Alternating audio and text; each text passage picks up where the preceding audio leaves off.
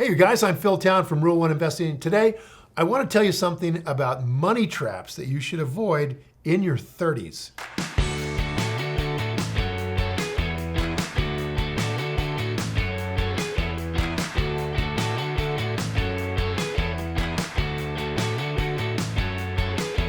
So getting to middle adulthood, it's really a major shift in priorities that happens right there. Once you stop needing to count the days to your next paycheck, you're starting to make a little more money, it's time to start really planning out your financial future. Really easy to avoid doing this because you've never had to do it before in your life, because what was the point, right? You're eating, hand to mouth. But now, not so much hand to mouth. There are so many things that get in the way of doing that, and you may not even realize it. So let's talk about some of these. Now that you have like a better income, right? Don't let social obligations strip it away. There are 6 money traps that you should avoid at all costs. And I know all of them firsthand. First, buying a car that's out of your price range. I'm telling you, the first time I made money, right? When I started investing and I had a good year, I bring in a bunch of money. I think I made $83,000. I went straight out and bought a Jag. I mean, come on. I've been in Volkswagens, Harleys. I bought a Jag. Man, I sat in that car. It felt so good. I felt so cool. I'm driving around, everybody obviously admiring me for my fancy car.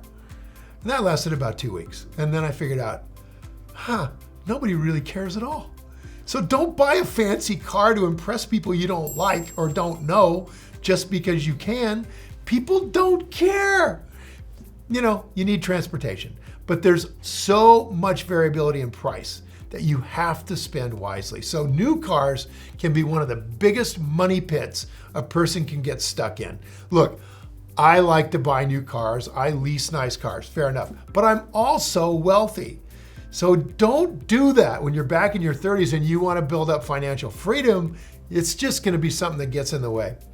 A car fresh from the manufacturer loses about 30% of your value of that car in the first year, and half of it by the end of 3 years. And it's still a good car, right? Now, by comparison, if you buy a really solid vehicle that's a few years old, 3 maybe, at about half price, and you keep it in good condition, you're gonna have, a much lower payment, right? And by the way, no one cares what car you're driving. I mean, go buy a 3-year-old, you want a fancy car? Go buy a 3-year-old GL 450. It'll be about half of what the car was new, which was about 81,000 bucks. You can buy them for 40, and they're still as good as the day they got them. But usually those people are taking great care of them, and now you're riding around in a GL 450. You wanna know what else? It looks exactly like a 2018 GL 450. So learning to protect and enjoy what we already have will make it a lot easier to set aside more income for investing. Second, buying a home that's too expensive for you. Been there, done that.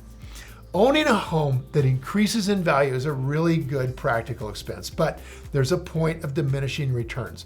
When you are funneling every dime you have into a mortgage on a home that you can't really afford, then you have no money left for emergencies, you have no money left for investing, you have no money left, period, and the strain on you, your marriage, everything can be brutal. A monthly payment that you can barely manage can place an enormous weight on your budget for 30 years on average. Instead, might be a better idea to keep an eye on a local market and buy when you can get a home in a good neighborhood for a moderate price that you can handle. Okay? In other words, put some time into really looking for a Rule 1 bargain on a house.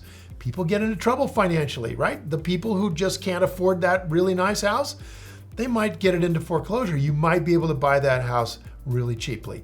Look for houses on the edge of a really improving neighborhood. Those houses in a few years are going to be in the middle of a great neighborhood. Look for homes that are on the edge of something that's getting better. Go find yourself something on sale. Now, third, spending too much going out. Oh, we all do this. Although paying for a house and a car, those are the biggest hits to monthly income, you would be shocked by the effect the littler expenses can have. Dining out, right? Restaurants used to mean, go down to the cheap pizza joint on the corner when you're a student, right? Or run over to Chipotle. So now that you have more discretionary income, you're thinking about stepping it up a little. but it doesn't mean you have to or that you should. Okay, right, everybody wants a little entertainment now and then, but you should still budget for it. Give yourself a little room to spend on the things you really want to do, that's great, but keep it under control. And you'll enjoy going out and doing that thing you really want to do all the more for the effort to keep it in your budget. Some people I know just put the money for the restaurants into an envelope at the beginning of the month, take it right out of the bank, and when that envelope's empty, they're done going out. Next, having an expensive significant other. Believe me, I've had it both ways. So even if you are, and right now I'm married to the most magnificent person on the planet, so I have been in the other place. So it's not fun. Even if you're master of your own money, other people may have a habit of getting in the way of your financial plans in a big, powerful way. Failing to communicate about how you're working your spending habits with your significant other is a major cause of relationship trouble for married couples and committed couples. So if you're dating or you're just getting into a long-term relationship, take the advice here from Uncle Phil, all right? It is very tempting to blow up your budget with gifts and entertainment and travel, and what happens is you start to convince this significant person in your life that that's your lifestyle. So then you'll be really surprised, huh? If you get married to them and that ain't your lifestyle, you're back to the pizza parlor, that can create problems. So don't let too many weekend getaways take away your ability to demonstrate who you really are going to be in your future. Guys, you know you do this. So make your expectations really clear from the start. Live your lifestyle with the person you expect to live your lifestyle with. And don't fake it, you bunch of fakers. And you're going to avoid a lot of fights over money in the years to come. Fifth, paying a fortune in credit card bills. There's no reason to do that. That's the reason so many people think credit card debt is the worst debt ever. That's because it is, and so many people are stuck in it.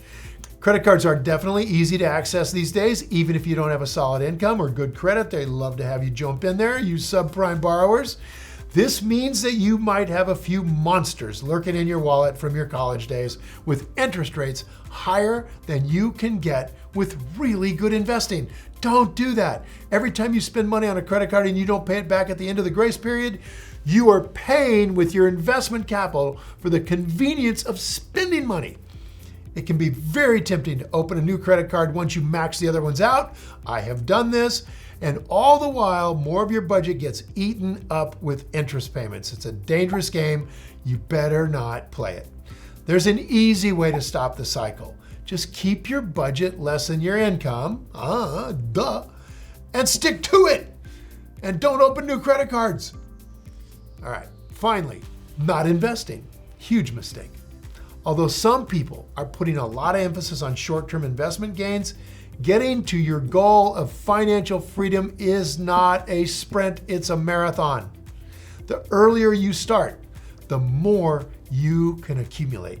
So beginning investments and beginning with planning for financial freedom is all about the balance between paying your expenses, eliminating current debts, and always setting aside money that can help you get to your goal of having the life you want. Life moves really, really fast, and you do not want to lose track of your opportunities. You're going to have many of them, and investing now gives you decades to pick up skills and confidence and watch your money grow. You got to get to it as early as you can in your 30s. Man, I'll tell you what I would do, doing it over again, and actually I did pretty good the first time around. Keep the belt really tight. Always pay yourself 10% of your income first and live on the rest of it, including taxes. 10% every single paycheck goes into your investing portfolio. Now, I'd love to hear from you. Have you fallen for any of these money traps and regretted it? Okay, yeah. So leave a comment below with your answer. Mea culpa us, and I'll be sure to follow up with you. Thanks for watching. Now go play. You guys, if you enjoyed this video and you feel it was valuable in teaching you more about money traps to avoid in your 30s, hit the like button and please share this video with your friends. They need it worse than you. And if you want more investing content, subscribe to my channel and don't forget to click the button on the screen for a free gift. Thanks again for watching. Time to go play.